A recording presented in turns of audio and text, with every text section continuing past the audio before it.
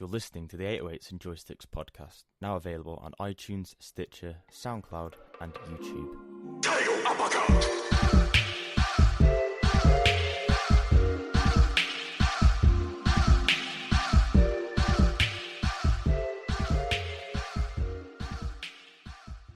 Welcome to episode 4 of 808s and Joysticks, the show that bridges the gap between games and music seasoned with pop culture. I'm Tairell, and joining me today, as always, is Tom. It's been quite a busy week this week with news surrounding every single subject that we cover on this show. Music, gaming, and films and TV. There's been a lot of different things going on in each industry. Firstly, we're going to start off speaking about music and a lot of releases that have come out over the past few weeks. Now, if you are interested in anything that is going to be spoken about in this section, then check out our weekly playlist on Spotify or Apple Music. Just search for 808s and Joysticks weekly playlist, and basically any of the songs that we do speak about or albums we speak about will be included in that playlist. So starting off from that, we're going to discuss the playlist a little bit and the songs we've included this week. Now, the song that I have included is from the Fresh Prince and Jazzy J.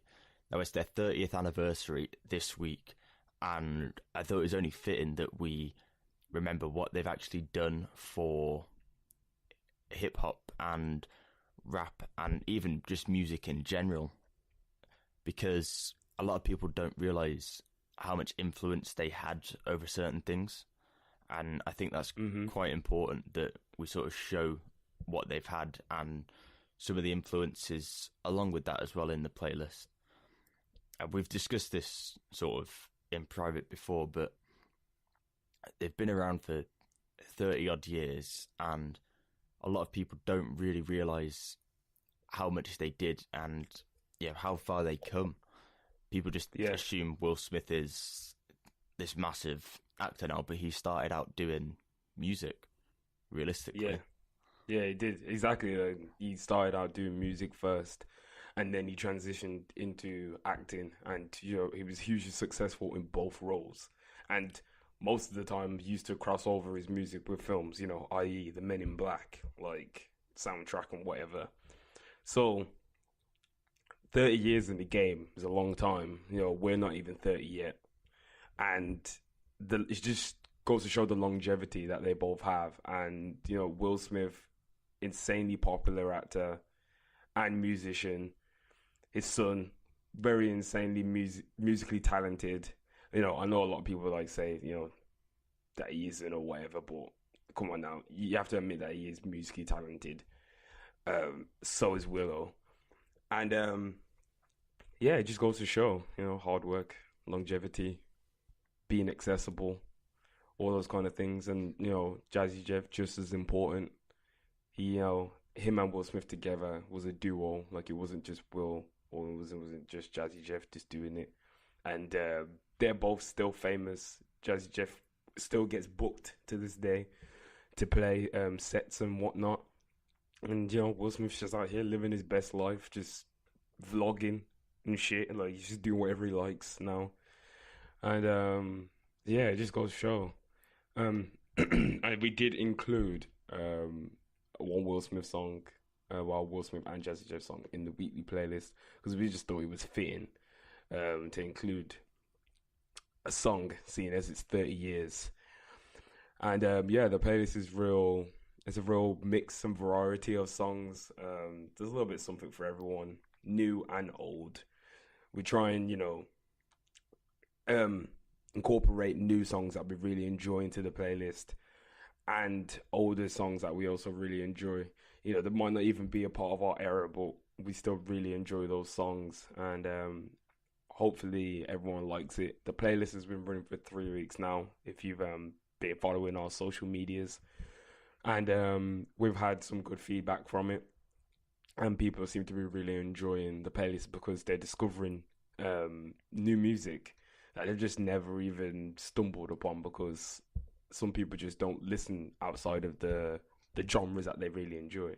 So I feel like it's really important to try and share a wide variety of music with the audience. I don't know if you want to expand on that, Tom. Yeah, so going into more detail about songs that we've included in the playlist this week, Call Out My Name by The-Weeknd. Now, in my opinion, is probably the best song from My Dear Melancholy, his new album, or EP, you could say, that came out this week. What do you think about that, though? Do you think it was an EP, or or people are calling it an album, but I don't see how what do we warrant EP and an album as? So Spotify classes it as an EP. So I'm going to go for the fact that it's an EP, plus the fact that it's got 6 tracks on it. In my opinion, that seems more like an EP than an album. Yeah, but I think Apple Music tweeted out the new Weeknd album. That's what I'm saying. I'm quite confused. Everyone's a little bit confused, but you can't call a 6-track project an album. I don't think he's getting away with that one. It's like it is an EP. It's an experimental project. That's not what EP stands for, but that's what he's done. He's basically took a lot of different, like, each song has got a slightly different vibe to it, and it seems like he's just experimenting, but it's quite Trilogy-esque the way he's done it, because Trilogy had that same sort of vibe to it as well, where not all the songs were the same. There was a lot of experimenting going on. Yeah, exactly. Well, I feel like he's kind of like took a look at some of his prior work. He's seen what the fans have been saying, because there's a split. There's the old fans that are still stuck with the Trilogy, and they want The Weeknd to return to that type of like kind of music, and then there's the newer fans which love all of his Starboy, more pop orientated type songs, which still have the same Weeknd, writing the lyrics, and it's still dark, and it's still taking him through his life, but just in a different light than you was used to when you listen to like House of Balloons. So I think it's a really nice return to glory. I wouldn't mind seeing like 2 more EPs like this, like similar, just like kind of like Trilogy. Sorry, like he releases 3 of these this year, so then it makes up a full album. I don't know if that's his plan, but if that was true, we'll have 18 tracks by the end of the year. Yeah, I mean, I'd be totally happy with that. That seems to be, if that is the case, then, I mean, this is purely speculation on our behalf, but if that is the case, then that's fitting for me. That's really what I've wanted from The Weeknd. I do like his some of his newer stuff, but I did feel that some of it is lacking in certain areas sometimes, and it's nice for him to go back and just see him like experiment and find a sound again and see what people think of it. Yeah, exactly. I totally agree with that. And sorry, I know it's like a return to like that type of style, but I do appreciate Starboy and stuff like that as well, because I like the new sound. Like I like that pop feel. Like like I felt like he's trying to carve his own lane, but kind of like trying to be like the new, like kind of like the new Michael Jackson, but in a sense, he's trying to do it like in a different way. Like I can hear the influences and like the way how like he structured his music and the marketing, and they're really drumming him up to be this real big pop star. And this is a guy that was just started off as like basically a writer for Drake. Like he did his own music, but he wrote on Take Care, and it's just nice to see the transition of where he was and how he got there. But I'm hoping we see some more darker material from him now, just like this EP. And I'm happy with it. There's 1 song on the playlist. If you want to, just check out the rest. My Dear Melancholy. Very impressive. But following from that, Tyler also released a single and a video for a song called OKRA. If you don't know what OKRA is, it's like a vegetable. I don't know what it's really used in. It's used in like more Caribbean and African cooking. I don't know why he called it that, but you know what he's like. He's weird and he's just random. But the song is really cool, very hard hitting, very, very Goblin, bastard era Tyler, hard hitting lyrics, pumping basses. It's really cool. The video and the direction on it was something different that we haven't seen from him before. Only in the Flower Boy conversation, he did like that kind of like side by side. Some people saying that he was inspired by the game A Way Out. I don't know if he was or not, but that's a really cool reference if he was. What do you think about the song? And also, yeah, Tom, what do you also think about him saying no more OF? Golf is the set now. So does that mean he just doesn't fuck with Haji and Domo and Mike G and them? What do you think? I think it's more Haji, because Haji's been he's been on his back for some reason for the past few years, and I know Tyler still speaks to Jasper and Taco. Oh, what? That's he's a part of they're still a part of his entourage. Yeah, yeah.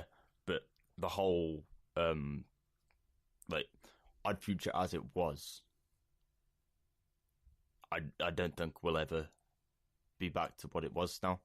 It'll never come back and reform. And I think he's just basically like rebranding the remaining members. I don't think he's saying Odd Future's over. I think he's saying like that's the end of that period, but we've now like rebranded and this is what we're called now, without certain people in it.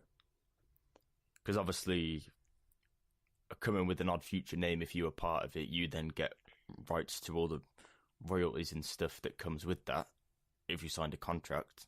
Yeah. So for him, it's a smart business move to move away from that and do something else. But he's slowly transitioned it, so he's managed to build that up and then take it in his own direction. Yeah, rather than just cut it off straight away. But exactly. The song as well. I wasn't expecting a new Tyler song, and then he released it. And it's just his words were, "It's just a throwaway song," and he was originally gonna just throw it away, but he kept it and just thought, "I'm just gonna release it." Released it in collaboration with Golf for Fleur and Converse, and it's basically like a small advertisement for Golf for Fleur.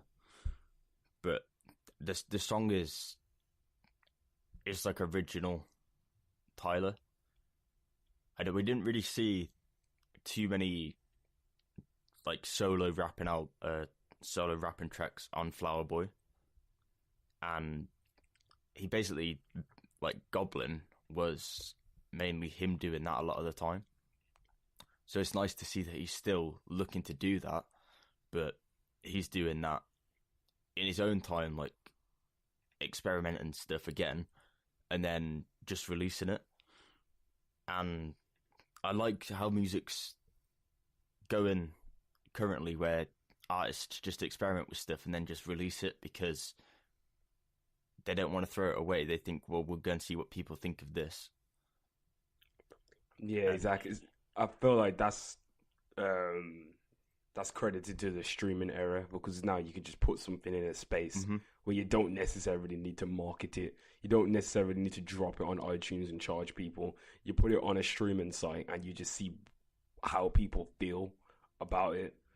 And I really enjoy that aspect. That's what I'm saying. I want the artists that I enjoy, I want them to do this more.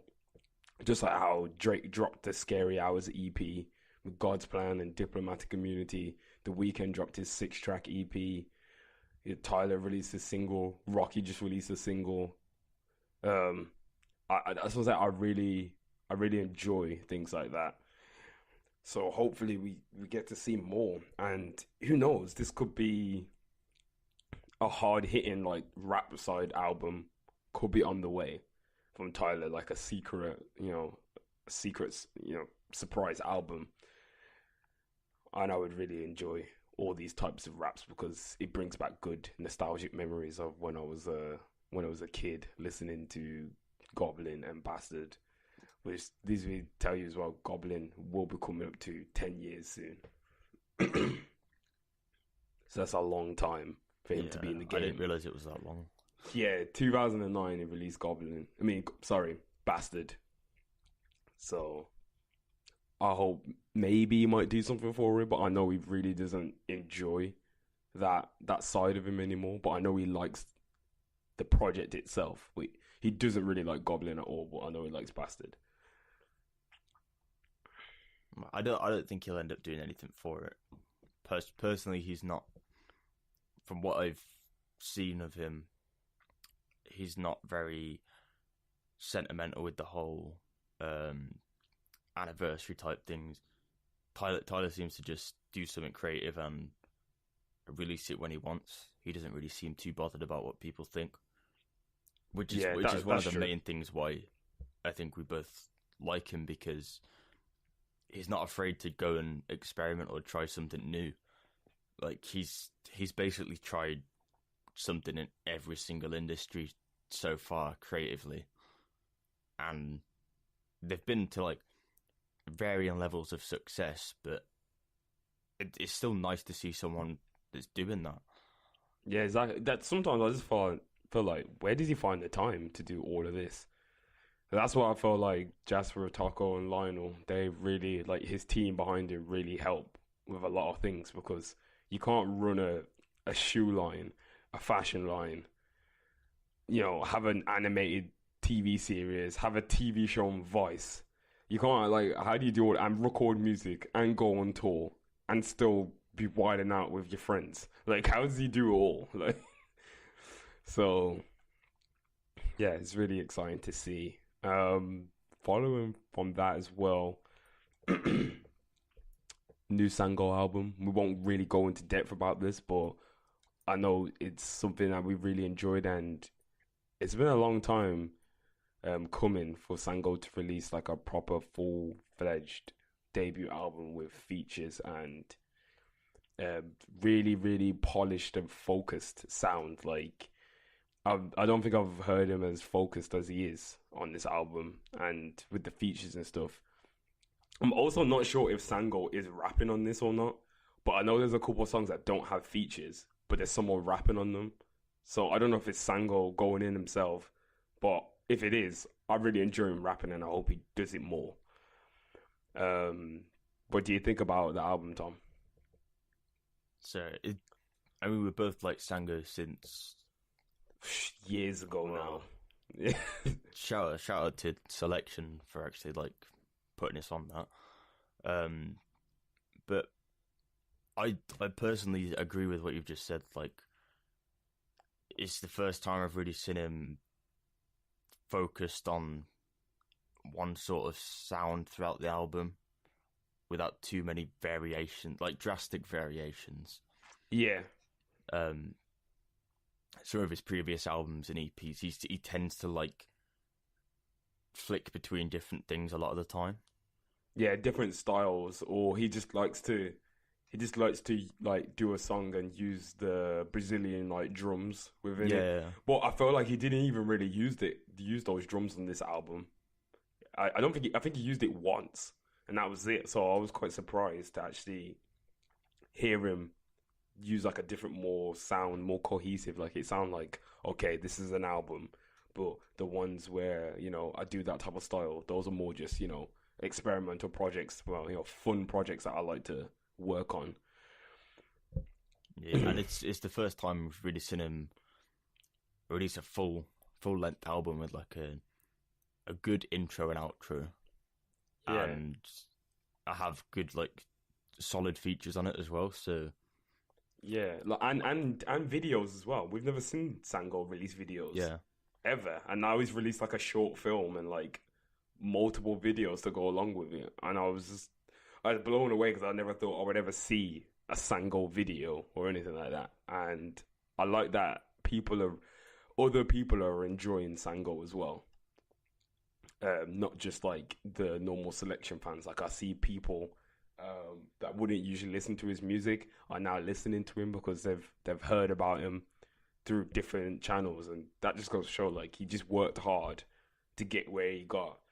Selection is still really big as well. I'm not sure. Are they still doing selection radio show on Apple Music? I feel like they are. I believe so. Yeah, I think Yeah, they're still doing selection on Apple Music. On yeah, Beats One. that's still going on, and Sango, I'm sure he gets multiple spins on that show. And I'm happy for the space where selection and their artists have actually got to, because they're all really like bursting through the scene. And I know we predicted that this type of sound, like years ago, we was like, oh, this kind of sound is going to be the one that's coming through. And now you got like guys like Goldlink and Brent Fayez, you know, JMSN and all that. Like, they're coming through with this kind of sound, real chill beats, with trap influences, and I enjoy it a lot. I enjoy that sound a lot, and I'm hoping more and more artists go towards that sound for the rest of the year and, you know, the following year. All right, it's like you just said, JMSN is really sort of coming into his own now.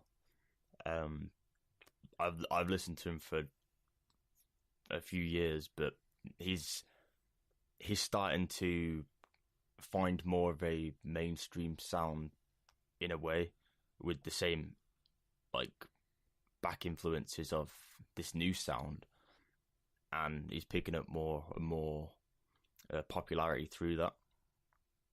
And having a feature on Sango's album, again, that works well for both of them. But then you've got there's Javier Omar is now called. Yeah. So Javier Omar used to be Spazzy Rocket, and he then changed his name. It's probably about a year ago to Javier Omar, his stage name, just to be more recognizable, I think, or not to be seen as what he used to be, because he used to do quite a lot of experimental stuff, and he started to find more of his own sound as well. Yeah, he did. And I've actually seen Spacey Rocket, now known as Javier Omar, in concert with Sango, and they blew me away. Like, it was a really good concert, and he's a great performer and singer. Sounds exactly like his album, or well, the collab album that he did with Sango. So I'm happy to see where he's gonna go, and, you know, the sound, and, you know, how far the sound is going to get in terms of, you know, mainstream success. Because, you know, we don't want everyone to stay underground forever. Like, yeah, it's nice, but it doesn't mean that we want to see the artist staying in the same space forever. So yeah, it's pretty cool to see where that's going. The Sango album is still relatively new, but it's I think it's like, what would you say, like, what, a few weeks it's come out now, Tom? I think it's about 2 weeks now. We did put the intro on the last playlist, so if you want to just check out the last playlist just for a little taster of what the album is about, then you can check out that song and that playlist. We had quite a few new releases. I'm just gonna run them down. We had Rich the Kid's album is out. the-weeknd's EP. There's a new Rocky single called Bad Company. It's pretty cool. It's featuring Block Boy. He's on fire at the moment. Since he did Look Alive, like, he's just been releasing solid songs. OKRA by Tyler, obviously. Colorblind by DJ Esco and Future. Basically a Future project. More of his street stuff rather than album Future, so don't really expect any, like, soft R&B cuts on there. Jack White, Boarding House. Reach? Yeah. Boarding House, Reach. I know Tom's listened to this. I haven't listened to it yet. Yeah, any more releases you got, Tom, that you know? Not as far as stuff that we've really listened to. you've included a Rich the Kid song on the playlist, Small Things, from the album The World Is Ours. The World Is Yours. Sorry, not The World Is Ours. And I listened to that, and I do like the new Rich the Kid. It's not... I've never been a massive Rich the Kid fan, but I mean, I listen to it and I enjoy it. And then Jack White's new album, Boarding House Reach, is something a bit different. Something I probably wouldn't normally listen to. It's got like, it's quite experimental, so it's got electric, funk, jazz, rock, punk elements to it throughout. Like, the songs chop and change what genre it can fit in, and it's basically like a big experimental project. It's not really got a flow to the album as such. It's just different songs that he's tried out, but it's an interesting project to listen to, and it is very interesting to see what someone can do with that. The other thing is, we've included a song called Ice Station Zebra by Jack White from Boarding House Reach that has come into the playlist, and it's different. It's got piano at the start, but then it goes into like a more funk jazz element to it, and it's not really something I've heard that much of before, and I'm pretty sure not a lot of people will have. This album was getting rave reviews, so we thought it's only fitting to also include that in this playlist. So if you are wondering where to find the playlist, it's on Spotify and Apple Music. Just search for 808s and Joysticks weekly playlist. The weekly playlist is updated every Tuesday, and if you missed a playlist from a previous week, all the playlists are archived by week date, and you can go back and view the playlists at any time. So transitioning now to gaming that happened this week, and there's big rumours, massive rumours in the last few weeks that big rumours. the Pokemon Switch is coming. Now, there was a rumour last week that Pokemon Switch is basically confirmed for November. It is speculation.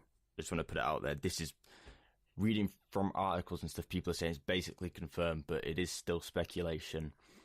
But Nintendo have filed, I think it's trademarks and stuff, and sort of copyright for certain physical merchandise, so like backpacks and toys and stuff like that, for a new game, a Pokemon toys for the end of the year. Now, it seems a bit odd that they would do that, considering there's no real Pokemon game coming out. And if a Pokemon game was to come out, it would normally come out around October, November time. The holiday season. So the rumour was there that maybe that was going to be a thing. But then this week, we had a rumour that there's going to be a Nintendo Direct announcing Pokemon on the Wednesday. Now, we had people on Twitter, a user by the name Matt Hunt, citing that reliable sources have backed up this information. However, March the 28th came and there was no Nintendo Direct.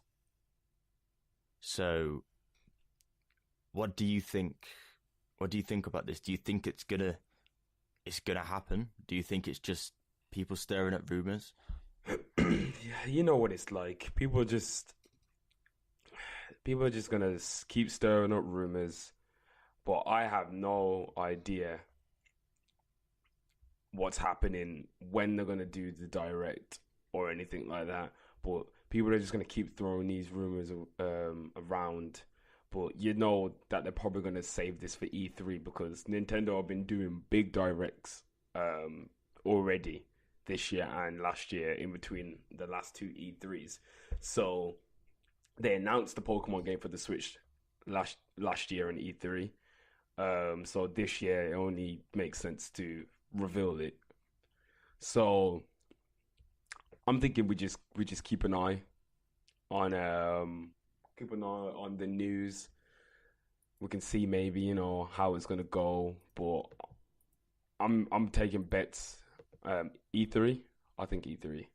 We're gonna see. I think E3. I definitely think the game is coming this year. I think if Nintendo don't release if they're producing a Pokemon game that's ready to be released near the end of this year, I think it's gonna be a stupid move by them to move it back to like the start of next year or March of 2019, because we all know that Pokemon is a console seller. That's what the game's designed for. I know Smash is coming in November and people are going to be hyped about that, but wait, that's confirmed. November. Well, around that time, I'm guessing, yeah.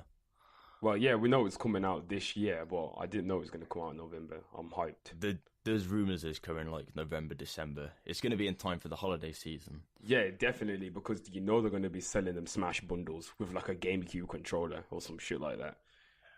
But I think that Smash doesn't have as big as an audience as Pokemon.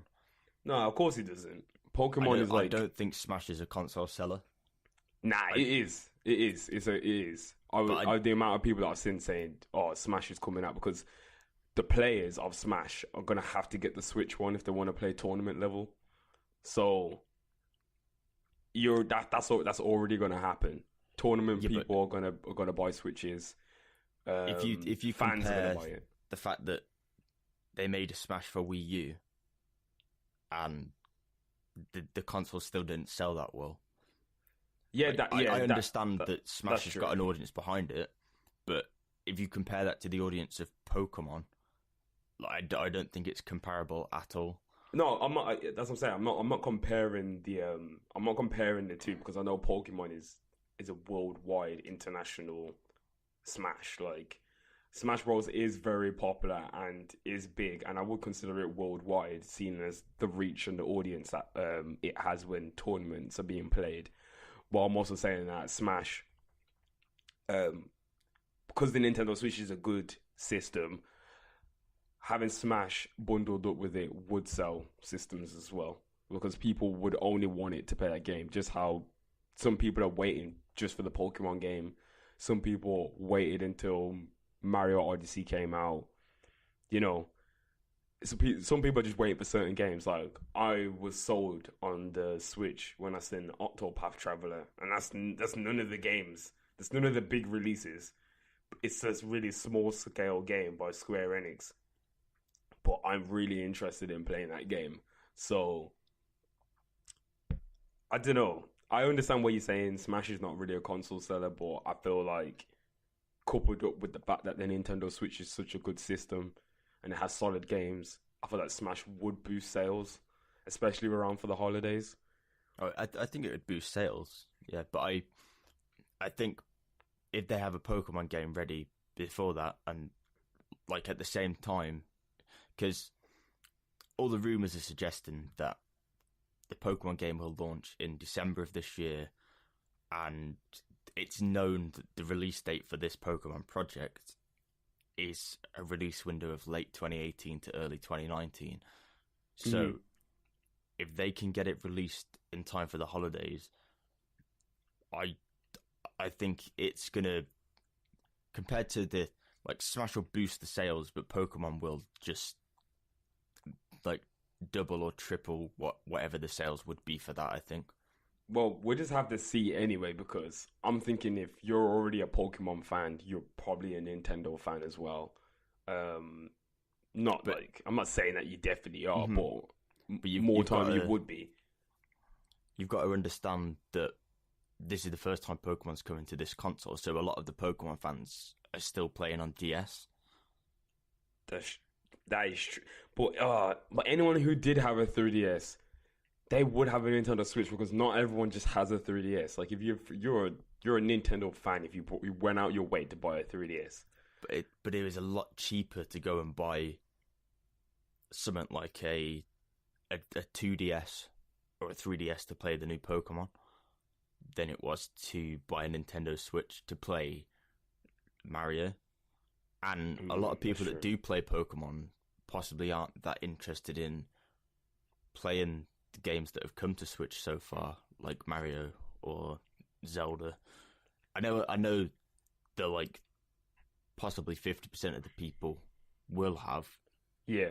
But you've got to understand a lot of the people that play Pokemon still are kids. And, their parents will buy them a DS because of the fact it's got Pokemon on and they can take it around with them. Yeah. And they're not going to buy them something else until a game that they know they're going to play comes to it. Mm-hmm. So I think not more for personal use sales-wise, but I think for parents buying for kids sales-wise around Christmas, which is a massive thing around Christmas, that's like a lot of the sales. Yeah. I think that's why Pokemon should be the game that they prioritize trying to get out as soon as possible. But it's also known that Pokemon's not announced until a few months before release. So it might not be announced at E3, it might come later on. But I think it bodes well that it's coming soon. I know development's been going on for a long time. And if it does come, I'm excited to see it come into this platform, this console. The other question is it a remake, like a HD remaster of Sun and Moon, or like people are suggesting, is it? They debunked that already in the first Nintendo Direct Switch. They said it's a brand new Pokemon title. It's not a remaster. It's not a rehash. But is it a main series game or is it? Yeah, it's main series. That's what they had a whole. Don't you remember they had a whole section on the guy coming out and talking about it? They said it's a brand new Pokemon. They actually said RPG. So I can't remember if they said that or not. But yeah, they did. It's a mainline game. If they did, then I think they've got to try and aim for this year. I'd even, I'd even take a remake of Red and Blue for the Switch. No, because we keep seeing that game. We don't need that again. I mean, like redone with all the new technology, so like 3D and stuff, like a proper 3D RPG, but just Red and Blue, so it goes back to the first generation of Pokemon, like Pokemon Go did. Because I think it's a good way to introduce people to the console that like Pokemon. I don't think that would be a good idea. I feel like they need to come up with something new. Like, just like how there's so many games that I just forgot about, like Pokemon Coliseum and stuff like that. Like, they just need to do something new. Something, like, we have that too many times now. We keep having Sun and Moon and Black and White and X and Y, and it's all the same game. Like, we need something new now. So, I want to see them produce something not more unique, I would say, rather than the same, copy and pasted format that we always have. Not to dampen the saying I don't enjoy Pokemon, because I do, but I want to see something different if it's going to come to the Switch. I don't want to see Sun and Moon times 2 divided by pi or whatever they want to name it. Mm-hmm. So I want to see something else. I'm guessing you probably want to see something like a Persona style to it.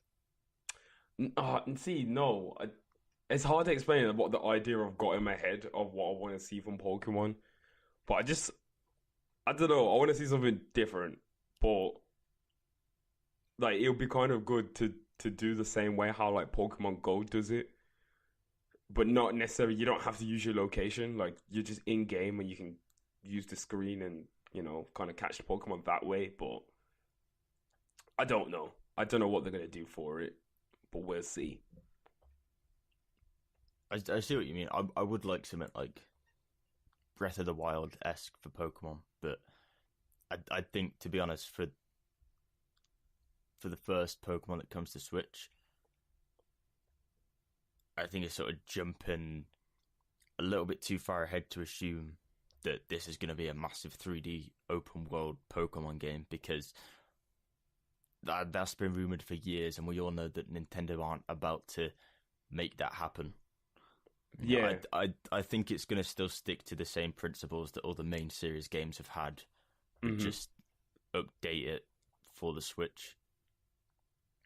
yeah. There you go. Well, we'll see what comes of it, and I'm excited because E3 is on the horizon. So a lot of cool things are going to be announced, and I know the Pokemon game will, if anything, will be announced before, during E3, or just after. I don't know what they're going to do. You know what Nintendo like? They don't like to follow any format. They do their own Nintendo Direct. They don't even come to E3 and do like a big stage show or whatever. So we'll see what happens there. Well, we'll be doing specials on E3 anyway. Yeah, we'll be doing coverage. Yeah, we're gonna try. Hopefully by then, we can try and do coverage. We might even try and do live coverage as well. See if we can set that up. A Way Out dropped this week as well. I don't know. I don't think you've had a chance to play it. But I've been getting a lot of information from different people saying that it's a really great game and they would love to have something like this again. Like another game like that. And surprisingly, this comes from the evil publisher EA. So that was surprising. No microtransactions, no nothing. Just a solid game. What do you think about this? That EA has actually published a game and they didn't manage to like force loot boxes in. So it's part of EA's new indie program, isn't it? You had if you saw or played FE, I think it's FE recently. There's like a sort of side-scrolling game, sort of got elements of like Zelda in it and stuff. That was a really good game, and that was also published by EA, but under their indie branch. And I think it's nice to see that they're, because obviously EA are a big company that I do respect a lot of. I respect EA and I expect a lot out of them because of what they've done for like the gaming industry in general over the years. But they do get a bit far ahead of themselves sometimes, and it's nice to see them take a step back and release some of these games that might not get as, if this wasn't published by a big company, it might have not got the marketing that it needed and stuff like that. And I think the game's success can be held down to the fact that like the budget for the marketing and stuff is massive. The fact that they've been able to push this as like a PlayStation exclusive and everything, and tie in the partnership with that. Obviously, we can't say that the game is good because of the marketing. I think the marketing's helped the game to get more exposure, and that in turn has helped it to be successful. But the game also has to be good for it to be successful. And from what I've seen, it looks an interesting concept, and like it's I think it's made by the guy that made Brothers, where you control a brother with each stick, and that was like an interesting game design. But this like co-op split screen experience, it's interesting, really interesting game design. Like I don't really think we've seen it before in a way, where you play through a story like that. The only thing that did affect me about buying this game, because I haven't bought it yet, is just the length of it. I'm not sure if it's worth the money for the length of the game. I haven't done much research into the replayability of it or anything, but my cousin played the game and he told me about it, and he's been playing with one of his friends, and he was saying that like both sides of the game is totally different. So one guy's a more calm, calculated, more strategic guy, and the other one's more of the all guns blazing, let's just fuck up everyone type guy. So I'm thinking you probably would have a chance to maybe play it a couple times just to see the two perspectives.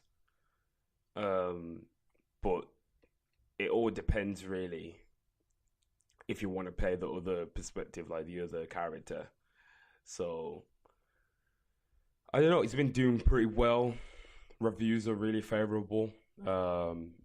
Not many mixed reviews, but it seems to be doing pretty good, and it's up there. But I also seen some people were complaining, saying that the game can be a little bit short. So it's up to you. It is an indie game. I don't think it's. Do you know if it's a full priced game? Is it 60? How much is it? I don't think it's full price. No, I think it's around 30, I believe. But so it's just $21.99. 21. See, now that I know that information, I can't really grumble. I don't think there's that much content in the game is the only thing. But considering what you said, that obviously as well you need to play it with someone. That's the other thing. Yeah.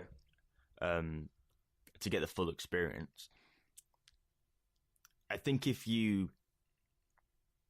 and someone else were dedicated to playing co-op games and you loved co-op and linear stories with interactivity, and you had the chance to play through from both perspectives, I definitely think it's worth buying.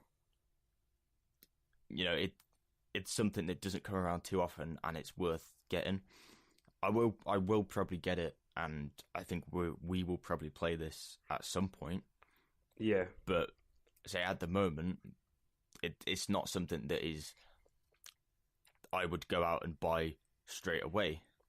But it's definitely something that I'd look to play when I have the chance to, because it's one of those games where it's designed in a certain way and it's unique game design, and it's just a different experience you're not going to get by playing another game.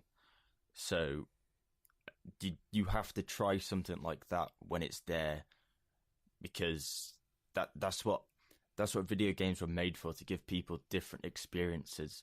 And if someone's going to make that and you're just going to say, well, I'm not going to play it,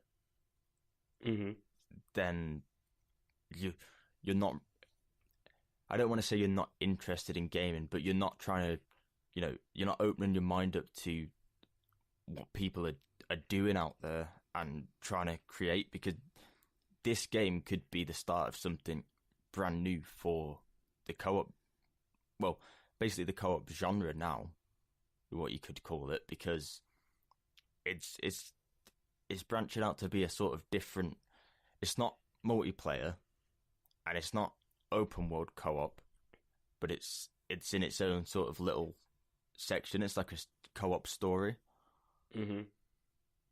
And personally, I mean, it's so I didn't realize either. Okay, this is a game changer. If you have so it's not a PlayStation exclusive. Point that out. I said that earlier. It's not. If you have a game, then as the full game owner, you can invite your friend to play for free. Yeah, that's just like remember Far Cry 4 when we did the keys to Kyrat? Yeah. Yeah, it's just like that. So they'll download the Friends Pass free trial from the digital store. I don't know if that's the actual full game, or it's just a little trial and then they can buy the game to play it with you. No, no, you can play through the whole game for free with another player that has the full game.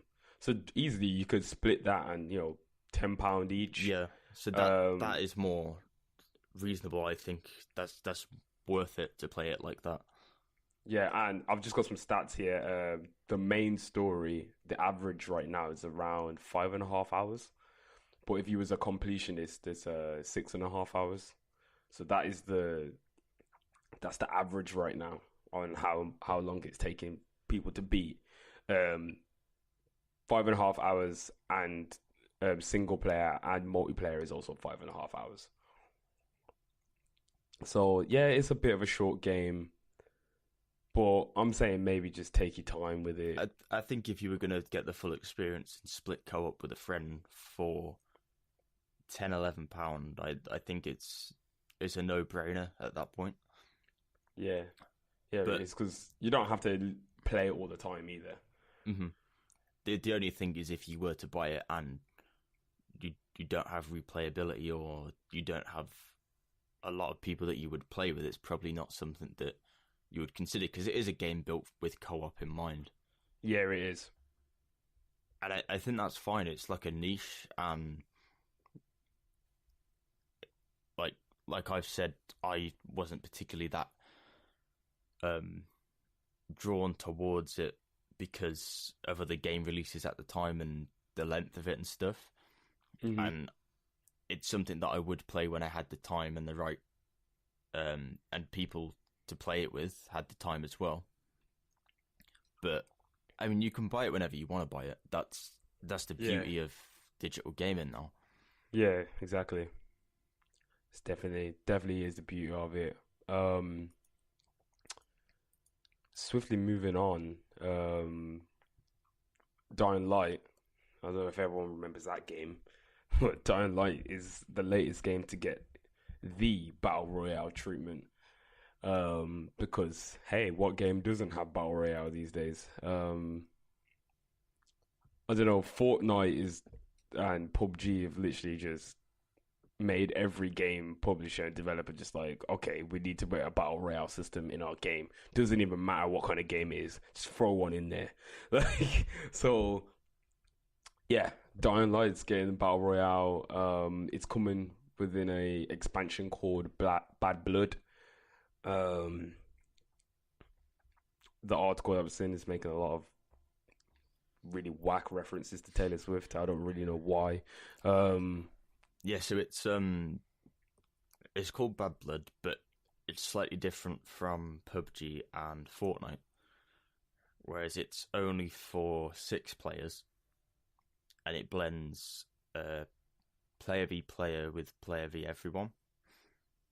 So how it works is basically you and 5 other players are dropped into a hostile zombie-infested area. Each player has to evacuate before the night falls. You have to scavenge for weapons while harvesting blood samples from the infected.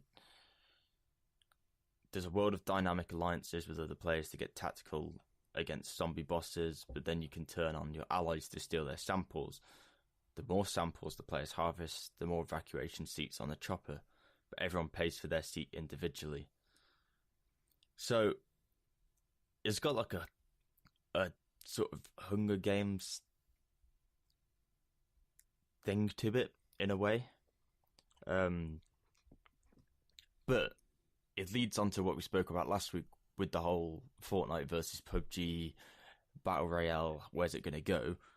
Can it be trademarked as an idea? Yeah, this is a battle royale mode, and it's completely different. Yeah, exactly. Well, at least this one has got some real differences, and kudos to the developers behind Dying Light, Techland, because apparently, the fans have been requesting a PvP approach to Dying Light, and the strong base for the fan base over there is still going really strong for Dying Light, and they've released a lot of free DLC in the past for Dying Light, so this is just great for the fans of the game. And I actually did want to play Dying Light when it first came out because it was a really interesting take on the zombie genre.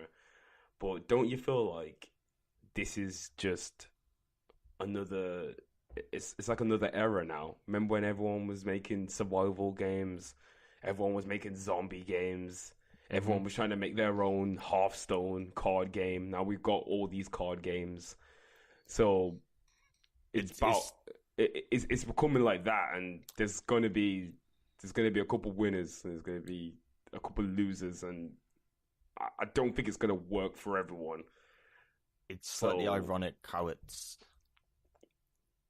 one of the last zombie survival games now making a battle royale thing. So they basically followed on from the zombie survival trend and then are now making it into a battle royale zombie survival thing. It's almost like they're just adapting to the environment, aren't they? And they're just doing it in the best way that they can. I do like the idea that it's a standalone expansion, because that means that you don't have to have the game to play it. Which is perfect for a battle royale game. It is what everyone's doing at the moment. Obviously, Fortnite. No one even, whenever you say Fortnite, no one even thinks of the actual game. They just think of the battle royale mode. I don't know anyone that's bought the actual game of Fortnite. It's just everyone's playing the free battle royale mode. But this Dying Light battle royale mode is it's different. It's a different approach. The 6 players where you can go like player v player or player v everyone and work out tactics is different. It's something new. I'd compare it a little bit to Rainbow Six Siege. Obviously not working together, but you know, you'd have to have the same sort of contact with people if you are playing with them, or if it's just you against 5 other people you don't know, then it's just all guns blazing, player v everyone. But if you did want to do like player versus player, then you could do like a 3v3 sort of thing. And I think it adds for more variety to it. So you still got that sort of squad aspect to it, but it's not as heavy as something like Fortnite where there's 100 people. So it's going to be different. You're going to have to play it in a different way.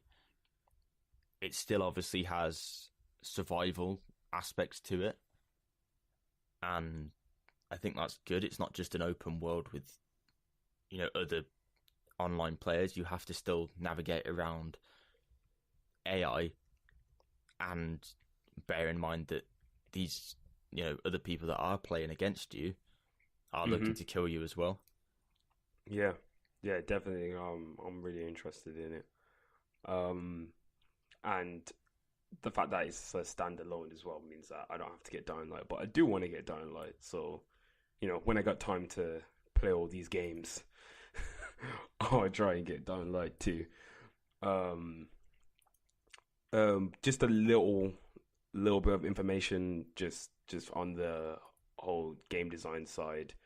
Unreal Engine has been updated. There's a lot of new features in there, which we won't really delve into detail about, but we just want to, just say that, Unreal Engine has been updated. As we said before, the Paragon assets have been released for free reign and download. And in the new notes, they've used a lot of examples for Fortnite, and just a lot of really in-depth stuff that not the normal consumer would really understand, but it's very useful in terms of when making a game. And I know I'll be using some of the new features, and I'm sure Tom will be in the future as well. Yeah, that's about it. You got anything to really say on the Unreal Engine, or we're gonna move on? Yeah, just quickly, a lot of the lighting things and animation, so a lot of them features that have been improved in this update are massive, and I would recommend, if you are interested in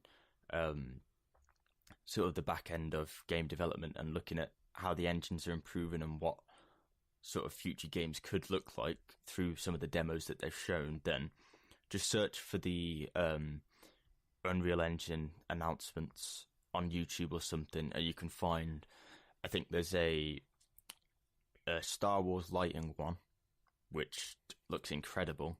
Oh, that one looked really good. Yeah, and then there's the new facial animations that they've shown as well, which again just look incredible. You've got to consider this is not pre-rendered animation as such, like Pixar or something like that. This is a game engine, so they do vary. They are different, but to see it catching up to sort of the same level is really nice to see. And I mean, long term, it's just going to mean games are getting better, which, I mean, I'm not going to complain about that. Nah, neither am I really. Yeah, definitely. The animation has had a real overhaul, and it's improved a lot, especially clothing animation. Yeah, as Tom said, the facial structures has been improved, and movement has also been improved. Yeah, right. So moving on to sort of animation now, and it sort of ties in with this Unreal stuff. I watched Ready Player One this week. I didn't realize it was release day when I watched it, but it was. I didn't really know. I bet that was interesting. Was it really packed or no? It was like empty. Oh, it was weird. Fuck. Oh, I hope the film's not doing like bad, because that means like we just won't get any more game orientated films. Yeah, but I think you're the same as me. You didn't really know what to expect from it, but you were interested. I wasn't sure if it was just going to be a mashup of loads of different IPs and stuff where they just like, right, let's just put in like Halo here and Overwatch here and I don't know, Iron Giant here and like King Kong there. And there was that in the film, but it was directed in such a way that it wasn't noticeable. So a lot of the film is purely just CGI, because obviously when you're in the VR world, you have avatars, and that means that they can't show, they can't use actors for that, so they have to use CGI. And it was surprisingly really good animation, but surprisingly worked when it switched between real world and that, and you could tell the characters were the same people. Yeah. And I think that's something I wasn't too sure of going into the film, because obviously you can be anything you want in VR. You could use any avatar you want, and switching between them, they didn't look exactly the same because they're not gonna. That's why they have an avatar. They can customize it how they want, but the personalities and everything still fit, and the way that it was done was just, I can't really find the words to explain it now, but it was Spielberg-esque the way the film was done. It was like an ode to pop culture and all those incredible movies and games and IPs that have made millions for the industries, well, probably trillions for the industries over the years, and it fitted them together nicely. Like there was times when he's racing in. You've seen this in the trailer anyway, so it's not really a spoiler. But when he's racing in the DeLorean from Back to the Future, and a T-Rex from Jurassic Park comes out and tries to get in the way, and you have to dodge it. And it's from the trailers. I think they focused a lot on the IP and all this existing property that's in the movie, and trying to push the fact that, oh look, Overwatch is in it, King Kong's in it, Jurassic Park's in it, Back to the Future's in it, Halo's in it, the Iron Giant's in it. A whole lot of gang stuff. It was. When I seen the trailer, it's impressive. I am going to watch it this week. I think I'm going to watch it, so I can't wait. But carry on. Yeah, it was different to watch. I didn't really know what to expect. It had enough action in it. It had enough stuff that I could understand. People like my dad understood it, even though he doesn't understand VR and gaming that much. He thought it was a good film, it bodes well. That's cool. And then the story was good as well, and it didn't detract too much from the story, having all these avatars everywhere and the IP and switching between reality and virtual reality. And I think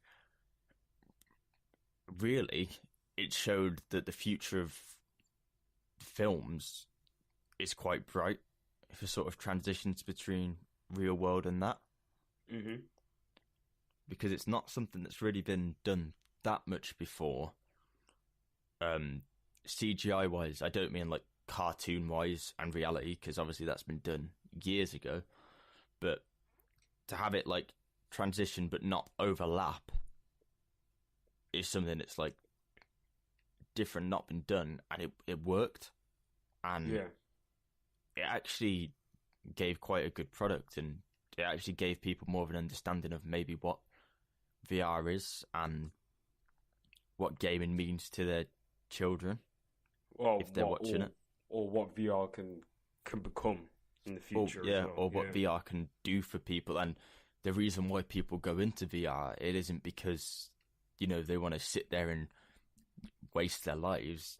They can do all this stuff on a game or in a virtual world that sometimes the outside just isn't good enough for that. You can do all this stuff from your house, and why should we tell people that they need to go outside and do things when they have basically the world at their fingertips now, and they can experience whatever they want to experience?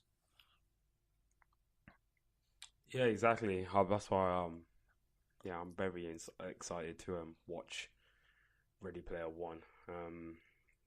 Obviously you've given me a good review, so I'll take your word for it. I'm not gonna go watch it. Moving on from Ready Player One into more superhero stuff. Rumored that Teen Titans, the original series, like the OG series, it's getting it's not a reboot, but it's getting a final series again, just like how Samurai Jack was put on Adult Swim. So the violence and the blood will be ramped up. We might even hear some profanity. So I'm excited because the original Teen Titans series was cool. This new Teen Titans series is really, really, really, really kid orientated, and it just doesn't really fit, I feel, with the whole Teen Titans thing. But I understand Cartoon Network and why they would go and do that. Like, I've watched like my little brother watching it, and I don't really see the appeal. So it's just rumored at the moment, but the producer of Teen Titans Go did say that the original series will come back in some form.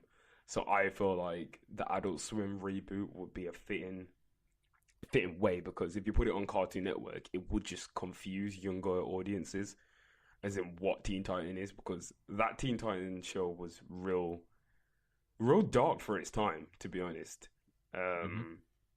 And some of the issues and things that were like dealt with in there, like child abuse and all sorts of stuff. Like, so I don't know how they would able to put that in the show now and put that on Prime TV and have kids watching it. But then again, shows like Adventure Time and Regular Show, they all deal with real heavy subjects as well, and kids still watch them.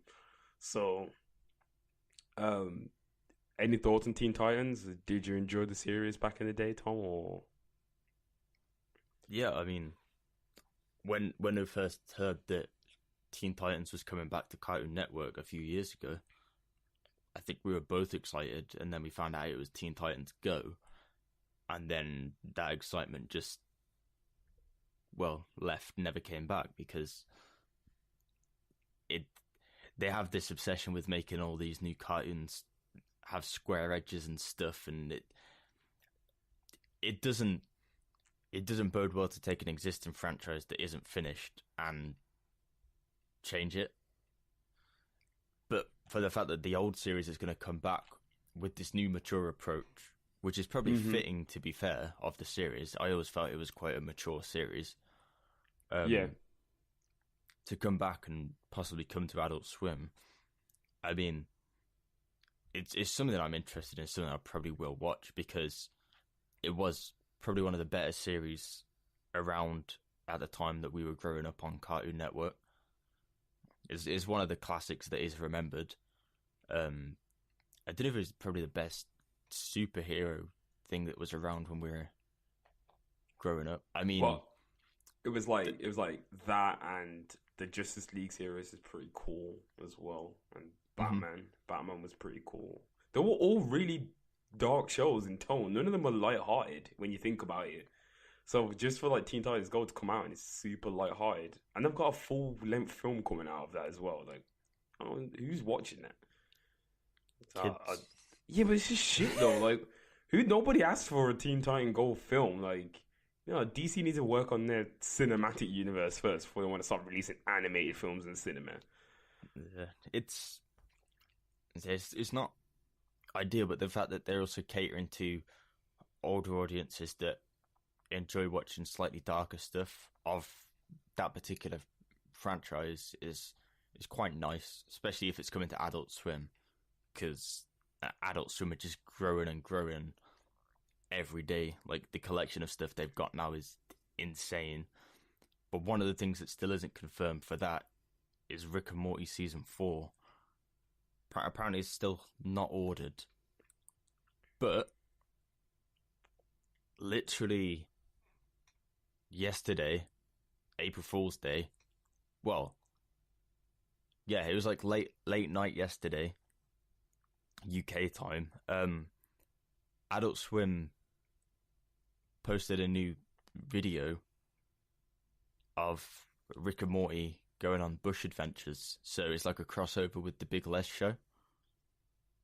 And I'm not sure if that means that Rick and Morty is still on Adult Swim, and they just... My theory on this is that, because they always seem to announce something around April Fool's Day. They always seem to do something like that.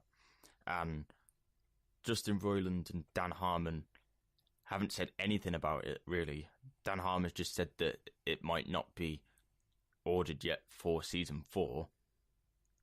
But I do think it's also a thing where they're playing up to the fact that they don't want to build hype again, because I think they did that last season and some people felt disappointed with that.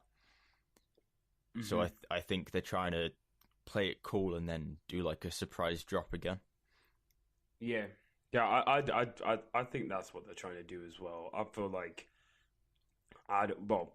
in my opinion, I feel like Adult Swim have ordered season 4. Season 4 is being worked on as we speak. We keep seeing new animation shorts from Rick and Morty that have got nothing to do with the actual series, like the Run the Jewels video. I don't know if you've seen that.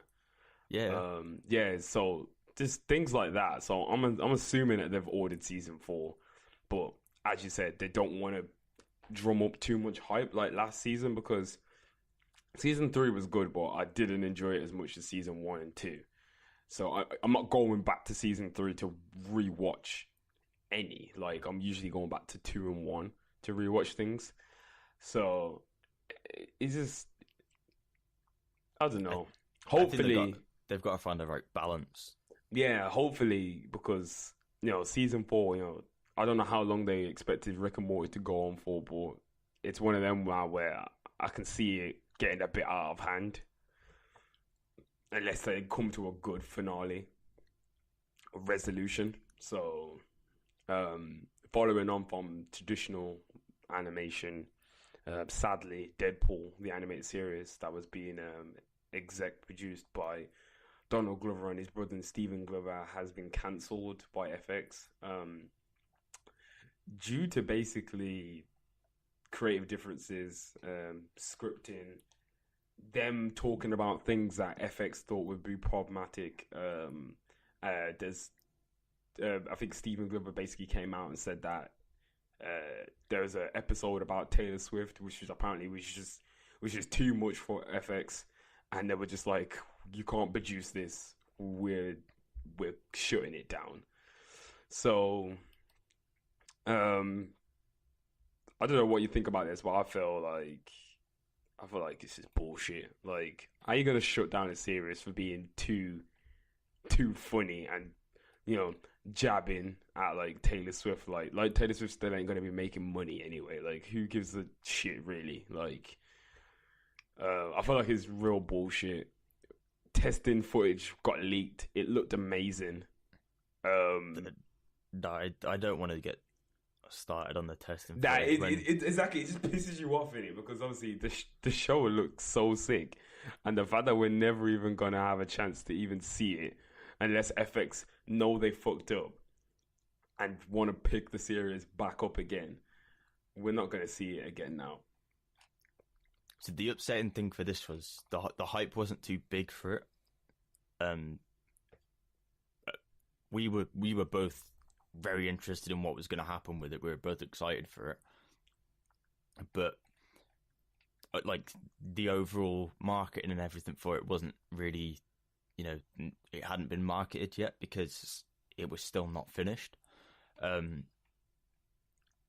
the fact that they cancelled it because of it being too funny or possibly offending some people, considering the context of the show, like this is Deadpool. This isn't like Batman or someone. This is a superhero character that breaks the fourth wall, that is a mature superhero. It's made for this sort of cartoon. If you could take anything and fit it into this category, it would be Deadpool. And the animation shorts, like the test animations that we've seen, just show exactly how much it fits perfectly into this style. And the fact that it's not going to be coming, it's just upsetting more than anything. It's disappointing. It's upsetting. Watching the test animations, it just makes you think what could have been. This could have been a great series that could have gone on for at least sort of 3 or 4 seasons. And it would have fit nicely with the films as well in a way, because, Deadpool's massive at the moment. The only thing I could think that FX didn't want to carry on with it is because it's an animation and they don't want kids watching Deadpool animation. But, I mean, there's been adult cartoons on the TV for years that come on at like 10 o'clock past the watershed. So what would be the issue? It doesn't make sense. And the annoying thing is, no one else can pick this up. Now it's been dropped, no one else can cut. Like, Netflix can't come along and say, well, I want to come and pick Deadpool, the animated series, up because it looks really good, because Fox hold the rights to Deadpool. Yeah, exactly. Unless, well, remember, Disney now owns Fox, so they're back in control of their IPs. So technically, we could see something, as in it could get picked up by Netflix. But I don't know. I don't know, because obviously Donald Glover and Stephen Glover have a deal with Fox, don't they, to exec produce shows for them. So I don't know what can really happen there. They also work closely with Disney. Yeah, exactly. Because obviously, so Donald Glover's got Star Wars role and Lion King coming up, and we do know that the it's a little bit off topic, but the Disney streaming service that's possibly going to replace Hulu or something is rumored to be coming next year. And they're going to be doing live action Star Wars series and stuff for that. So, because they're not producing any more content for Netflix now, Disney stuff, I don't think. They're going to still keep the Marvel series on there, but then take them off. Take off all the Disney films, not the Marvel series, when they launch their platform. But does this mean that we could see, this is a weird sentence I never thought I would say, but does this mean we could see a mature animated cartoon coming to a Disney streaming platform? No. Nah, I couldn't see it, because the Disney streaming platform has all the kids' film on there. It's very aimed at kids. Even the interface and the layout is very, very kid-orientated. But it's not the current Disney streaming platform. So this is a new thing they're working on, where they're going to take all the Fox rights they own, all the Star Wars films, Marvel films, everything like that they own. They're going to port it all over to their new streaming platform.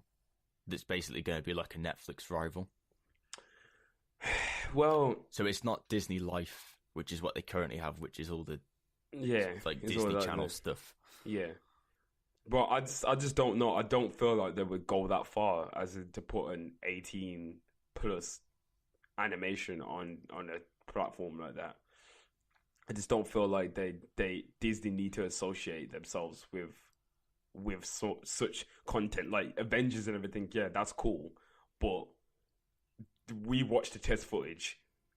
That shit was very violent and had a lot of blood everywhere, swearing. I don't know how that's going to work out on a Disney platform, in my opinion. So it's just one of them where we'll just have to see. Do you think that's the reason why maybe they didn't go ahead with Deadpool? Because obviously I think this deal was made before Disney took over Fox. Yeah, the deal was Disney made. have taken over Fox, and there's possibly going to be offense taken from some of the jokes caused in the show. Do you think Disney wanted to maybe back out of that and not have it on the FX channel? See, well, I'm not quite sure who made the decision, but I'm really still thinking it was just the higher ups at Fox, and I don't really feel like it was Disney that got involved with axing it. I felt like it was Fox that did it, and I don't really know why. They just didn't like the direction. Maybe they just thought that Taylor Swift probably would have tried to sue them or something stupid, because, that's what she likes to do. So, I don't know. I would recommend everyone to try and find the test footage. It is out there somewhere. Me and Tom have watched it. It is on YouTube, but Fox is taking it down every chance that they get. So try and find it if you can. Try Dailymotion and Vimeo as well, because they tend to miss those sites out when taking around copyrighted material. I think that's it. That's us. Well, there is one more thing that's Deadpool related, because we don't want to leave it on like a sad note too much. Yeah. But the Deadpool 2 trailer did drop this week. Shit, yeah. How could I forget about that? Yeah, the Deadpool 2 trailer did drop. So it's kind of a bit bittersweet how number 2 came. Like the trailer came out and then the TV series got cancelled. I was like, oh fuck. So, I don't know if have you seen the trailer or not. Yeah, I have seen the trailer. I enjoy the look of the trailer. I think the film's going to be a good film again. I think it's still got the same style to it, and you know, it's typical Deadpool from the first film. But I don't think it's gonna be as big as the first film. Why not? It just didn't jump out to me as much as the first film did. It seems like they're going to play on the fact that, because I know in the trailer they play on the fact that they say something along the lines of they've made it to 2, maybe they'll make it to 3 now. It's like a reference to Deadpool making a third film. Yeah. I think it might become too self-aware at this point. I know that's what Deadpool is, but there's the thing where if you do that for too long, and it's not like a cartoon or something, it can become a bit weird. Yeah, I know what you mean. If not done like, correctly. Like when is it like when is it time to find out, or when you know it's too self-referential? Like, you know, it's hard to find the balance, because you know it can be hard to translate that from comics over to a live action film without seeming too, I don't want to say corny, but like it is a little bit corny though, isn't it? But as you said, that is Deadpool style, and if you read the comics, that's how it is. That's why I felt like this animated series would have really hit it right on. It would have just been perfect. But you know, obviously it's been cancelled now. But Deadpool 2, I'm looking real forward to Deadpool 2. Yeah, I'm still looking forward to the film. I will go and watch it, and I'm no doubt will enjoy Deadpool 2. I don't know how long they can keep up the Deadpool movie franchise for, though, without involving other characters. Now, well, other characters have been introduced now. Terry Crews has got a character in there as well. So I think is it the X-Force they've got now? Yeah, the X-Force, which is like a branch off of like the X-Men. So I wouldn't mind an X-Force movie instead of like a Deadpool 3 or a Deadpool 4. That'd definitely be something that I'm interested in. Yeah, exactly. Yeah, same. I would definitely enjoy something like that too. Definitely would. Got anything else to go over, Tom? This week, I don't think there's much more we can cover. There's so much that we had to cut out this week, and we focused on the stuff that we're interested in. Hopefully you guys enjoyed it too. Yeah. Once again, if you are interested in listening to the playlist, it's 808s and Joysticks weekly playlist on Spotify and Apple Music. And make sure you follow the playlist as well to get those weekly updates without having to go and search for it every week.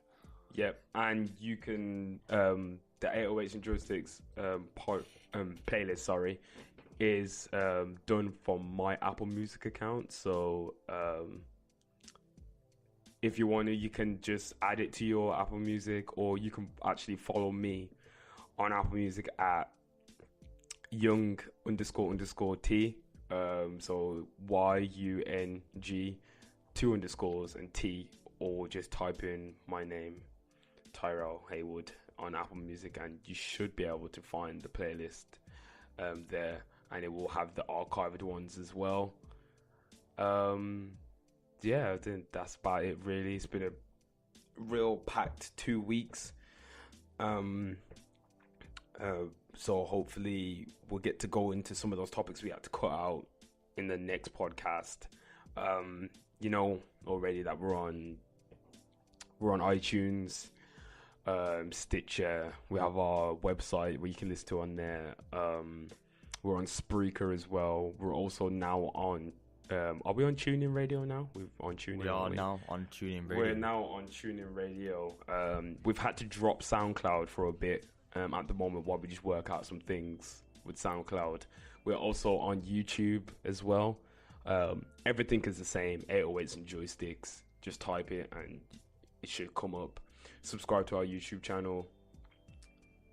Add the podcast on iTunes, whatever platform you feel free to use. And also, if you want to message us with any other types of platforms that you may want to hear it on, and we can see if we can try and get it on those platforms as well. Yeah, that's about it. It's been a good episode. And thanks for listening as always. Thanks again. Hopefully, we'll see you next week without a delay this time. Yeah. Alright, thanks for listening, guys.